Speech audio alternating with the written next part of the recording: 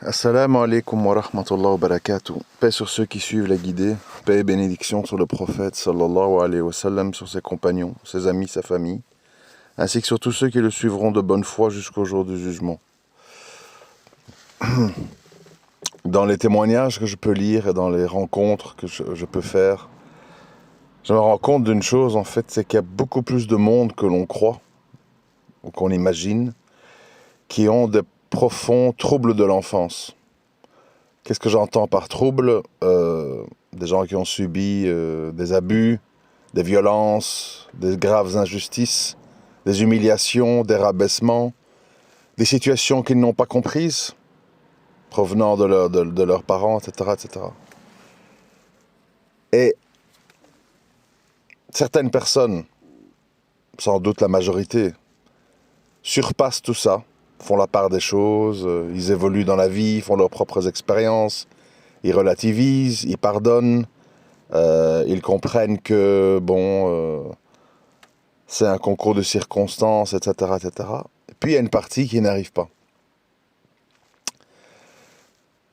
Ceux qui n'arrivent pas, on pourrait les cataloguer dans les gens faibles. En fait, c'est pas de la faiblesse. C'est de l'ultra-sensibilité. Enfin, ultra. Sensibilité au-dessus de la moyenne, on va dire. Qui font que cet événement qui était parfois grave, parfois moins grave, a été vécu et imprimé dans le conscient et l'inconscient d'une manière beaucoup plus forte que les autres. Donc, le traumatisme, les ressentiments, le choc post-traumatique est plus violent. C'est-à-dire que, comme je le dis sur plein de sujets, alors qu'on dit le contraire au niveau de la société, nous sommes tout sauf égaux, nous les êtres humains. On n'est pas égaux. On n'est pas les mêmes. Il y a des hommes, il y a des femmes, il y a des grands, il y a des petits, il y a des sensibles, il y a des moins sensibles, il y a des gens avec beaucoup de testostérone, des gens très efféminés, il y a des gens qui ont la mentalité de leader, alpha, d'autres qui sont des suiveurs. Voilà, on n'est pas égaux. On n'est pas égaux. Ça, il faut se l'imprimer dans la tête, quoi. Et c'est important, pourquoi? Parce que quand on prône un petit peu à l'image des communistes ou des socialistes et tout ça, des sociétés égalitaires, en fait, ça veut dire qu'il y a des gens qui doivent se brider et il y a des gens qui doivent se doper. Je répète, il y a des gens qui doivent se brider et il y a des gens qui doivent se doper.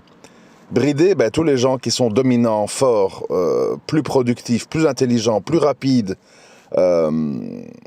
plus débrouillards, doivent se restreindre pour ne pas prendre de l'avance sur les autres, pour ne pas sortir de la masse, puisqu'on veut une société égalitaire.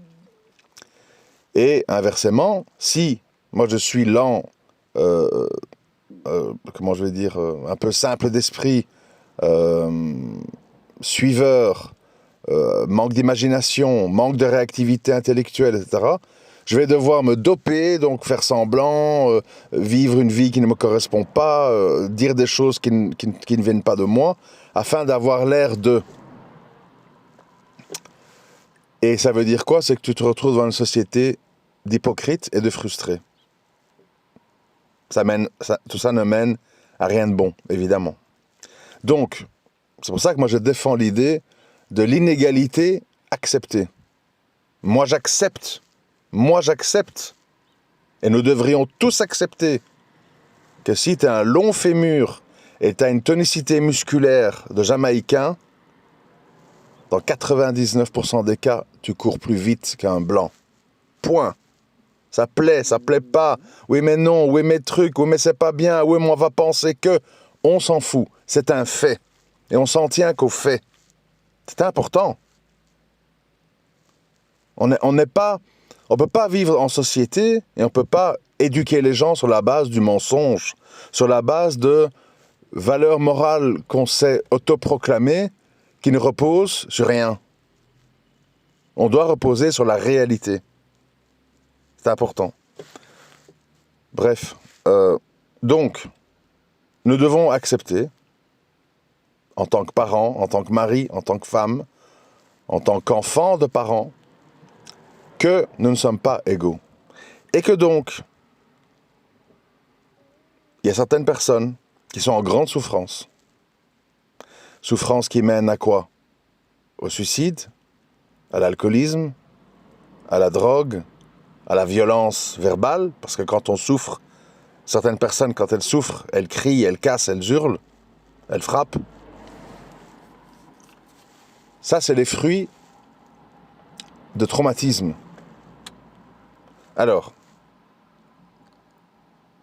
l'islam étant bien fait, évidemment, n'en déplaise aux mauvaises langues ou aux gens qui n'ont rien compris, malheureusement. Quand on dit, par exemple, que voilà, les gens mariés qui commettent l'adultère seront lapidés. Les humanistes idiots, qui ne voient pas plus loin que le bout de leur nez. Ah, la barbarie, c'est dégueulasse, truc, machin, bon, d'accord. Mais le problème, Allah Azzawajal, il a une vision beaucoup plus large, profonde et complète que la nôtre. C'est pour ça que l'humanisme est une version abattardie, défaillante et utopique de ce qui est bon pour l'être humain. Parce que Allah Azzawajal, qui est notre créateur, lui, il sait parfaitement les ramifications et les conséquences à moyen long terme de ne pas appliquer ce qu'il nous demande d'appliquer. Je m'explique. La plupart des gens qui ont été victimes d'abus sexuels dans leur enfance, à qui j'ai pu parler, j'ai très vite compris en fait que, au-delà de la souffrance physique, qui finalement peut être oubliée, parce que bon, enfin, je veux pas être méprisant, mais soyons directs, honnêtes et francs, comme j'essaye de l'être à chaque fois. Des douleurs physiques, on peut les avoir en tombant de vélo, en ayant un accident de voiture.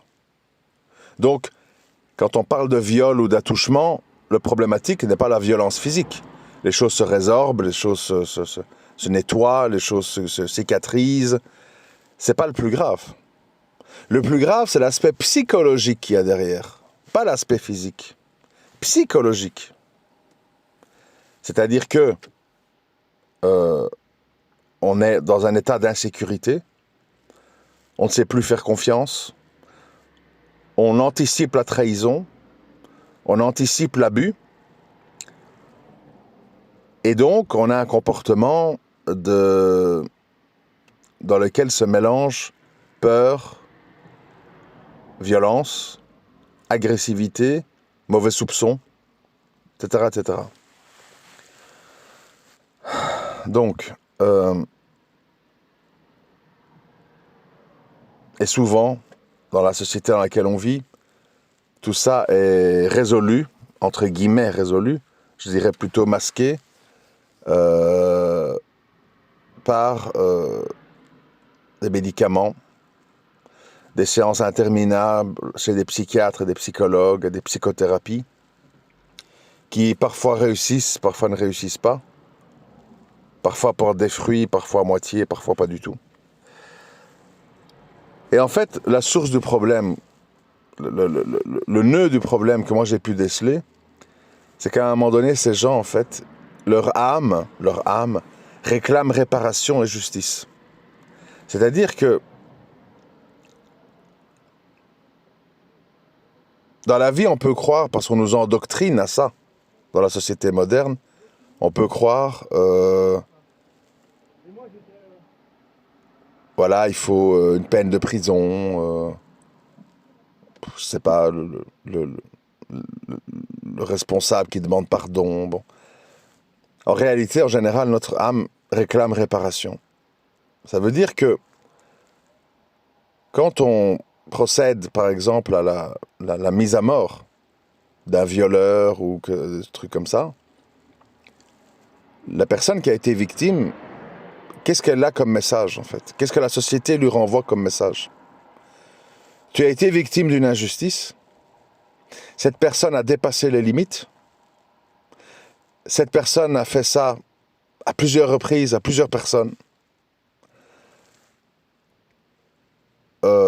on reconnaît ta souffrance, on reconnaît le préjudice, on reconnaît ton traumatisme. Parce que aujourd'hui, le problème, quand vous avez des traumatismes et que vous avez la réaction que je viens de vous donner, agressivité, peur, manque de confiance, anticipation de la trahison, etc., la société vous dit t'es un peu déséquilibré, hein, t'es un peu borderline, hein, t'es un peu névrosé, hein, t'es un peu schizo, t'es un peu ceci. Bon, c'est-à-dire, en fait, la société, en plus, se moque de vous. Parce que la société, qu'on décrit comme étant un grand centre de justice et d'humanisme, en fait, la société est très cruelle. La société est très cruelle. Dans le sens que, subhanallah, quand on y pense, ça rend fou. C'est incroyable. La société, tout d'abord, ne te rend pas justice, donc te laisse dans ton état. Puisque c'est en ayant la justice et en voyant le responsable de cette injustice subir le jugement de la société, l'âme, évidemment, n'est pas apaisée. Donc elle transporte son mal-être. Et le comble, c'est que la société, une fois que vous transportez votre mal-être, elle va vous renvoyer aux conséquences de ce mal-être. Je répète, t'es névrosé, t'es borderline, t'es invivable, t'es soupe au lait, t'as des réactions émotionnelles, t'es imprévisible. Donc la société, non seulement elle vous rend pas justice, mais en plus elle vous accuse d'être mal dans votre peau après. Et avec les conséquences qui s'en suivent. Ah madame, on peut pas vous garder dans ce boulot. Ah madame, on va vous retirer vos enfants, vous êtes trop ceci, trop cela. C'est-à-dire que c'est diabolique, évidemment. C'est diabolique. Mais, voilà l'illusion dans laquelle on tombe tous. Comme les gens les plus insensibles, les plus robotiques, les plus hominidés, les plus froids, les moins humains, sont les moins impactés par tout ça. Ah ouais, quand j'étais petit, mon père me donnait des gifles tous les jours quand il rentrait sous à la maison. Mais bon, ça va, moi je fais ça aussi à mon petit. Vous savez, dans ces milieux-là où en fait, voilà, on se pose pas de questions, milieu un peu comme ça, basique. Ben, ces gens-là, en fait, comme ils sont pas chez les fous, comme ils crient pas, comme ils font leur boulot, hein, se lèvent le matin à 7h, broum broum, bureau, machin, café à midi, les clopes pendant les pauses, et puis on rentre chez soi. Comme ils se conforment à la société, qu'ils sont un petit peu insensibles comme ça, ah ben eux, en fait, ils sont récompensés. Ah, c'est bien, hein, il est calme, ah, il a bien surpassé son épreuve, ah, sa mère est morte hier, mais il est quand même venu au travail. C'est-à-dire que la société valorise l'insensibilité. Et la société punit le sensible, punit le profond, punit celui qui a des réactions humaines. Elle punit, elle humilie, elle rabaisse, elle se moque. Alors, ça c'est des constats. Maintenant, que faire? Que faire, c'est simple.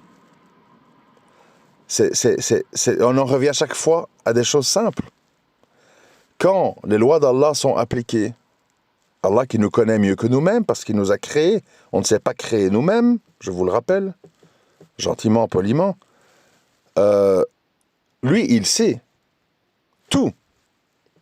Comment on doit être vengé, comment on doit être récompensé, comment on doit se marier, comment on doit réagir, comment on doit boire, comment on doit aller aux toilettes, comment, tout. Et c'est pour ça qu'on dit ceux qui s'accrocheront à ma sunna. Ceux qui s'accrocheront à ma sunna, le prophète sallallahu alayhi wa sallam a dit. Pourquoi? Parce que c'est le chemin qui va faire que tu vas surpasser les aléas de cette vie. Que tu vas marcher sur le fil le plus solide, le plus large, celui qui tient compte de tout le monde. De tout le monde. Ici, la société dans laquelle on vit, c'est une société qui valorise les insensibles. Les gens, en fait, qui, voilà, quoi qu'il arrive, ils tiennent debout, en fait. Ils sont là, ils vont au travail, ils éduquent leurs enfants, etc.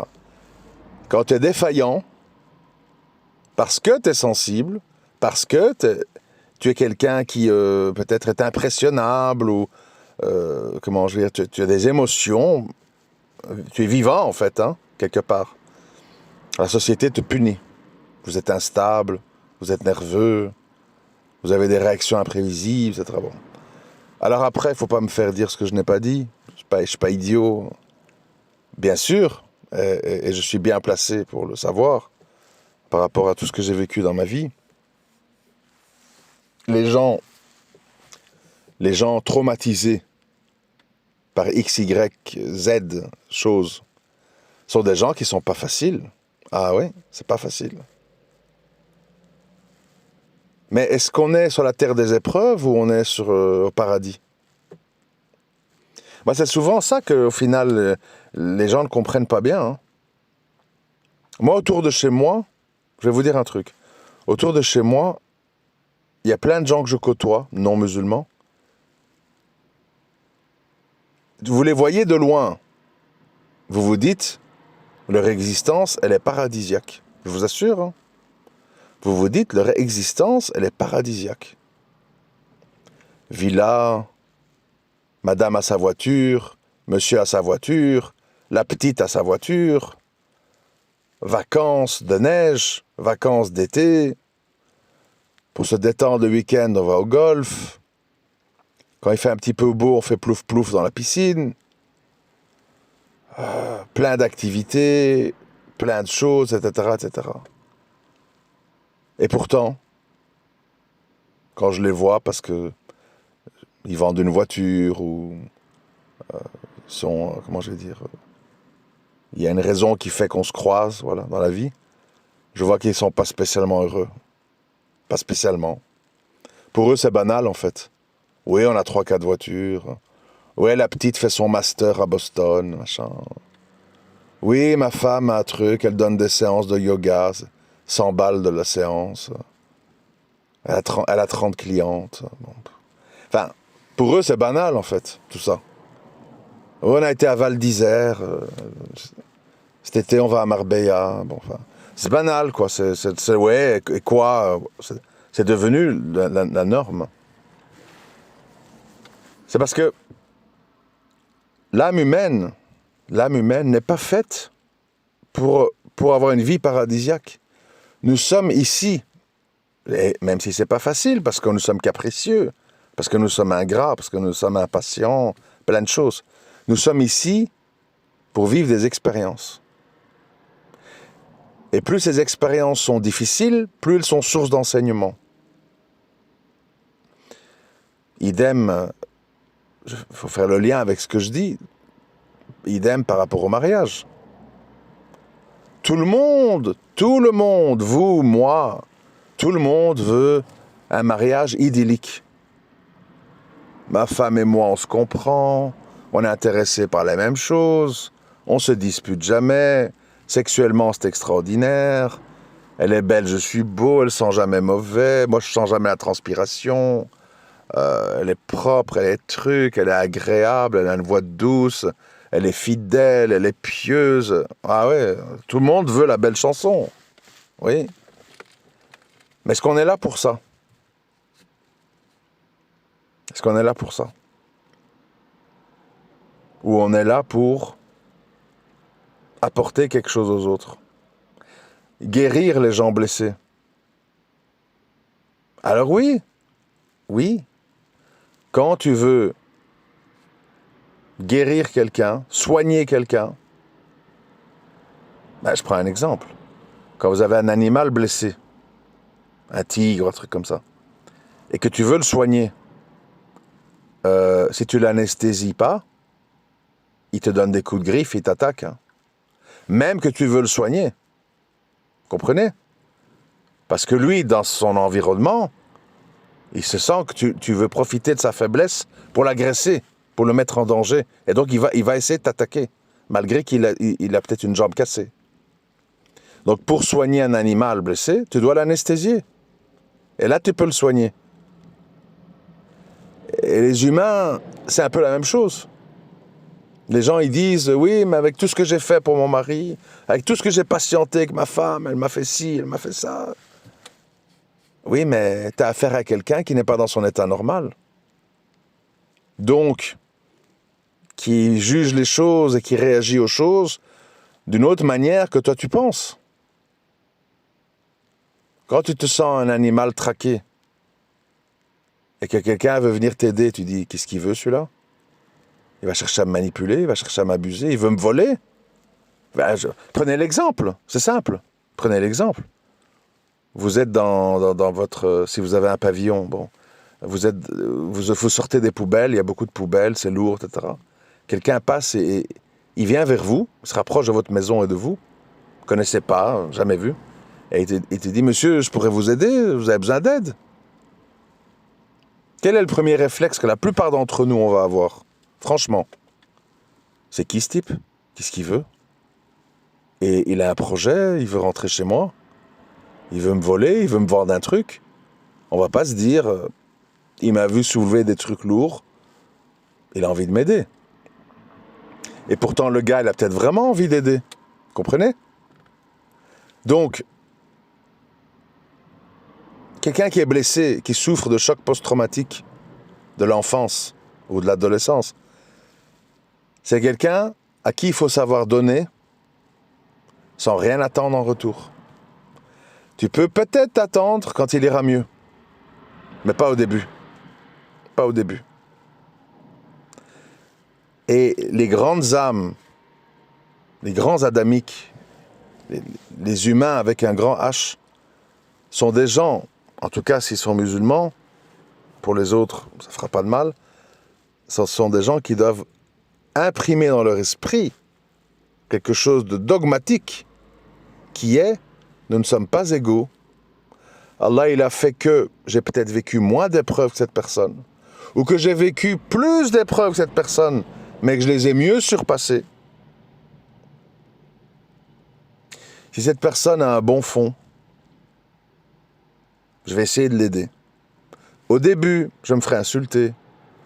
Au début, il y aura de l'ingratitude, de mauvais soupçons. Mais peut-être qu'après, j'aurai la satisfaction de me dire, devant Allah et devant les humains, comment je vais dire? J'ai réussi ma mission d'aider quelqu'un que tout le monde rejetait, que tout le monde jugeait mal, que tout le monde pensait fou ou folle, ou irrécupérable. Mais je répète, attention, parce que chaque mot est important. Je répète, ceci n'est pas facile. Ceci n'est pas facile et c'est très... si vous ne le faites pas fi sabilillah, à un moment donné, votre âme, elle va en avoir marre. Parce que l'âme va dire, hey, j'ai jamais un merci, hey, j'ai jamais une reconnaissance, hey, j'ai jamais un compliment. Et vous allez vous décourager. Donc il faut faire ça fi sabilillah. Mais, demandez-vous une chose, écoutez bien, pour ceux qui sont distraits, écoutez bien, 2 minutes. Parce que c'est un truc final important. À un moment donné, est-ce que c'est islamique? Est-ce que c'est courageux? Et est-ce que c'est juste, surtout, de ne valoriser et de ne donner de son temps qu'à des gens qui sont très insensibles, très peu blessés, très robotiques, très froids? Est-ce que c'est juste? Est-ce que c'est juste que tous les gens qui sont le plus humains, le plus sensibles, le plus fragiles, le plus impressionnables, on les rejette? T'es un cassos, t'es un fou, t'es une névrosée, t'es invivable, dégage, enfin tout. Réfléchissez bien à ça. Parce que dites-vous bien que les vrais pervers, les vraies perverses, les vrais gens dangereux, mauvais, qui vont vous coûter très cher, sont des gens très calmes, très silencieux, très gentils, qui font des compliments, qui vous observent, qui vous analysent, et qui, dans votre dos, préparent un mauvais coup, font du sihr, parlent en cachette avec des membres de sa famille pour leur demander comment vous piéger, etc., etc. Et quand elle vous voit, vous avez un grand sourire sous un hijab tout noir. Salam alaikum. Et toi, tu es là, ah, une sœur vierge, douce, gentille. Bam. Attention, attention, attention. Voilà pourquoi il faut s'en remettre complètement à Allah. Allah, il va vous montrer. Allah, il va vous faire sentir. Allah, il va vous faire percevoir des choses que les gens ne voient pas. Moi, il y a des gens que je connais, je le dis sans orgueil, vous savez bien que je n'ai rien à cirer de ce qu'on pense de moi. Je n'ai rien à gagner, à perdre, que vous m'aimiez pas. C'est pas ça le truc, hein, franchement. Mais il y a des gens autour de moi que j'ai pas peur de le dire, que je suis peut-être le seul dans leur entourage qui sait vraiment qui ils sont. Dedans. Cachés. Les autres gens ne voient que le masque. Pourquoi je vois le dedans? Parce que je suis un génie, parce que je suis un voyant, Aoudou Billah, pas du tout. Parce que je me suis attardé avec eux. Parce que j'ai pris des coups et j'ai quand même encaissé. Parce que je ne me suis pas arrêté aux premières apparences. Parce que j'ai pardonné. Parce que j'ai donné le bon soupçon. Etc., etc., etc. Alors, vous pouvez commencer à voir la vérité, la réalité des choses et des gens. Si tu t'arrêtes à la surface, tu vas te faire piéger par tous les acteurs et toutes les actrices qui sont des experts en manipulation et en mensonge et qui savent qu'est-ce qu'ils doivent dire pour te plaire. Il faut valoriser les gens honnêtes, les gens francs, les gens humains, même s'ils ne sont pas faciles. Même si parfois ils sont injurieux, même si parfois ils sont nerveux. Et je reconnais, moi je dis ça parce que j'ai 50 ans, mais je reconnais quand on est jeune, c'est très dur. C'est très dur de subir des gens qui ont ce profil-là. Mais après, avec le temps, on apprend que les apparences sont souvent trompeuses et que parfois ceux qui crient le plus sont finalement pas les plus méchants. Vraiment. C'est des sujets ultra complexes qui sont beaucoup basés sur l'expérience. On n'apprend pas ça dans des livres. Mais bon, si on veut se résumer, pour synthétiser un petit peu, essayez de prendre, en tant que croyant, croyante, essayez dans la vie de prendre beaucoup sur vous.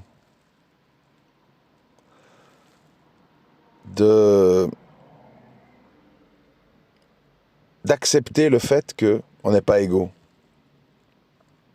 Et que peut-être votre frère, qui a presque le même âge que vous, les mêmes parents que vous, la même enfance que vous, il a vécu les choses très différemment. Quand votre père criait, vous, c'était banal. Lui, ça l'a traumatisé. Quand votre mère a dit vous êtes des cons, vous avez pas de mauvais diplômes, vous serez des merdes dans la vie, etc. Peut-être que toi, tu t'es dit ouais, ma mère fait sa crise, je m'en fous. Mais peut-être que lui, il a pris ça au premier degré. Et maintenant, il est complexé. Maintenant, il se sent être rien. Il n'est pas fou. Il n'est pas... il n'est pas méprisable. Il est juste plus sensible et plus émotionnel que vous. Est-ce que pour ça, il faut le repousser, se moquer, rabaisser, dire qu'il est malade, qu'il doit aller en psychiatrie, etc. C'est pas une attitude courageuse. Mais je sais que c'est pas facile. C'est pas facile d'aider quelqu'un qui vous crache à la figure. C'est pas facile d'aider quelqu'un qui vous insulte. C'est pas facile d'aider quelqu'un qui ne reconnaît pas vos bienfaits. C'est très difficile. Sauf si vous le faites fils sabilillah. Et parce qu'Allah vous a montré que tu dois t'attarder sur cette personne. Tu ne peux pas fuir l'épreuve. Pour trouver quoi? Un robot?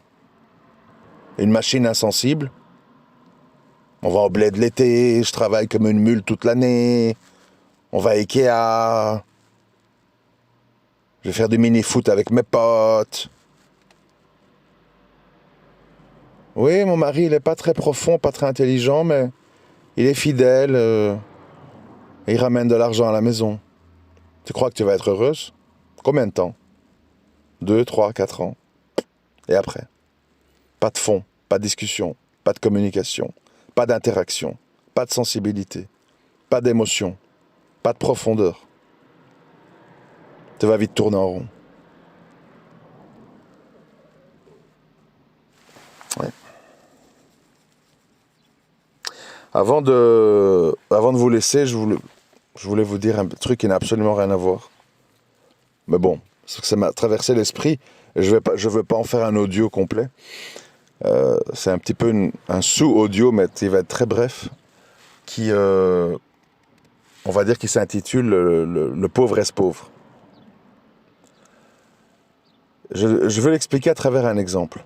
Écoutez bien, parce que certains ils vont se sentir visés et ils vont comprendre. T'as monsieur A, qui a une mentalité un peu de gens qui a l'habitude de l'argent, qui achète une voiture à la mode électrique, 30 000 euros. Tout le monde dit il est fou, c'est cher, machin, truc, etc. T'as monsieur B, mentalité de pauvre, pas l'habitude de l'argent. Il vient d'économiser 6 000 euros, ou il fait un crédit de 6 000 euros, parce que malheureusement de nos jours, beaucoup de gens font des crédits, et il s'achète une vieille voiture. Voilà, une vieille Golf qui a 200 000 km, qui a 12 ans, ou je ne sais quoi. 6 000 euros. On a dit, ah oui, il est raisonnable, il a acheté une voiture 6 000 euros. Oui, c'est pas comme l'autre fou, à 30 000, t'imagines, etc. 2 ans après, monsieur A vend sa voiture électrique à la mode, 25 000 euros. Il a perdu 5 000 euros. Mais il a roulé 2 ans en voiture électrique, il a payé moins de frais d'essence, moins d'entretien, moins d'assurance, et il a perdu 5 000 euros, moins 1 000 ou 2 000 de certains frais qu'il n'a pas eu. Donc il a perdu 3 000, on va dire. D'accord? Parce qu'il a payé moins d'assurance, moins d'entretien, etc., de taxes et d'essence. Ce sont des chiffres imaginaires, mais c'est symbolique. Et de l'un dans l'autre, il a perdu 3 000 euros. Voilà, entre la vente de sa voiture et ce qu'il a économisé parce qu'elle était électrique. Monsieur B, qui a la voiture à 6 000, il a une pièce majeure qui a lâché, qui coûte 2-3 000 euros à main-d'œuvre incluse pour être réparée. Il renonce à la réparer. Trop cher. Et il finit par la vendre à un marchand qui va la rafistoler pour la vendre dans un pays de l'Est, 1 000 euros. Il a perdu 5 000 euros. Il a perdu 5 000 euros. Qui était le plus fou des deux? Celui qui a acheté la voiture électrique, qu'il a revendue 25 000 et qui a économisé 2 000 euros, donc il n'a perdu que 3 000? Ou celui qui a acheté la voiture à 6 000, qui était vieille et usée, et qui a eu une pièce qui a lâché, qui n'a pas changé parce qu'elle coûtait trop cher, et qui a revendu la carcasse 1 000 euros à un marchand pour revendre en Pologne ou en Tchéquie? Mais c'est monsieur B qui a perdu le plus d'argent. Alors qu'à la base, tout le monde trouvait qu'il avait été le plus raisonnable, le plus économe. Oui, mais il n'a pas vu loin, il a vu à court terme. Et ça, dans la vie, il y a les gens qui voient à court terme, et il y a les gens qui voient à long terme. Et ceux qui voient à long terme sont souvent les gagnants, économiquement, socialement, etc., etc. Voilà, je voulais juste vous laisser sur cet exemple, afin que vous méditiez sur l'argent et les dépenses, et que vous voyez de nouveau que les apparences sont trompeuses. Assalamu alaikum wa rahmatullahi wa barakatuh.